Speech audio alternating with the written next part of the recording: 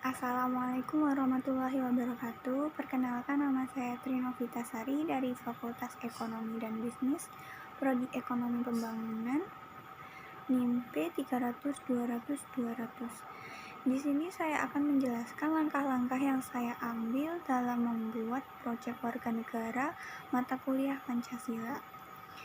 Langkah pertama yang saya ambil adalah mengidentifikasi masalah yang ada di lingkungan sekitar saya. Di lingkungan sekitar saya yaitu di Kelurahan Ngerombok, Kecamatan Baki, Kabupaten Sukoharjo. Terdapat beberapa masalah yang ada di lingkungan sekitar saya. Yang pertama adalah mengatur keuangan di masa pandemi. Yang kedua adalah kurangnya kepedulian terhadap protokol kesehatan.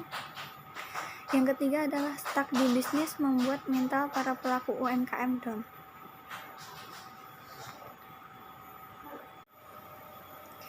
Langkah kedua yang saya ambil adalah yaitu memilih topik yang dijadikan dalam proyek warga negara. Saya memilih topik stuck di bisnis membuat para pelaku UMKM down. Pasalnya di daerah saya banyak sekali yang merasakan hal seperti itu, jadi saya mengambil topik itu. Kemudian langkah yang ketiga yang saya ambil yaitu mencari materi ataupun referensi. Tentu saja saya harus mendapatkan banyak referensi untuk membuat bahan proyek warga negara saya. Di sini saya mengambil referensi dari buku, yaitu dari modul pengantar ekonomi mikro dan dari berbagai sumber media online banyak sekali, dan juga mengamati dan mewawancarai secara langsung pelaku UMKM di sekitar saya, dan juga mencari referensi dari peraturan perundang-undangan tentang UMKM. Untuk langkah yang keempat yaitu membuat rancangan produk. Di sini dari berbagai materi dan identifikasi serta analisis yang saya lakukan, saya kumpulkan dan saya rangkum menjadi satu dan saya jadikan produk di proyek warga negara ini, yaitu berupa podcast.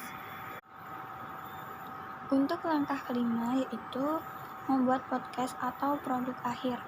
Yang saya lakukan di sini adalah merekam hasil analisis dan juga rangkuman yang sudah saya rangkum dan dijadikan podcast. Untuk progresnya dari langkah awal sampai yang terakhir yaitu untuk langkah awal melakukan identifikasi, progresnya sudah 100% karena saya sudah mengidentifikasi masalah. Dan langkah yang kedua yaitu memilih topik juga sudah 100% karena saya sudah memilih topik yang akan saya bahas. Langkah yang ketiga yaitu mencari referensi dan materi juga sudah 100% karena saya sudah melakukannya. Dan yang keempat yaitu membuat rancangan produk. Di sini baru 85% karena belum saya ambil videonya. Tapi saya sudah merancangnya dan membuat rangkumannya. Dan yang kelima yaitu membuat produk akhir. Di sini progresnya baru juga 85% karena saya belum membuat videonya dan segera saya buat. Sekian langkah-langkah yang saya ambil dalam melakukan proyek warga negara saya. Wassalamualaikum warahmatullahi wabarakatuh.